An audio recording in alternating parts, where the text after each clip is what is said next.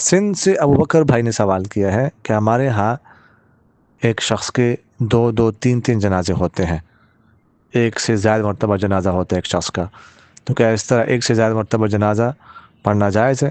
اور اگر ایک شخص کے تین چار بیٹے ہو، ایک بیٹا جنازے میں شامل ہو جائے، جنازہ پڑھ لے، تو باقی بیٹے جو ہے نا بعد میں جنازہ پڑھا سکتے ہیں، جنازہ کروا سکتے ہیں کہ نہیں؟ دیکھیے گا، جنازہ نماز جنازہ جو ہے اس میں نفل نہیں ہے۔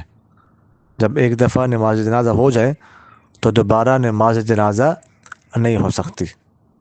ایک آدھ اولیاء میں سے ایک آدھ بھی اگر شامل ہو جائے بیٹے میں سے، مگر مثلا ایک آدھ بھی اگر پڑھ لے تو دوبارہ نماز جنازہ نہیں ہو سکتی۔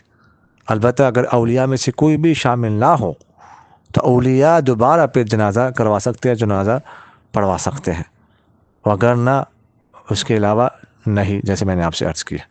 جزاکم اللہ خیر۔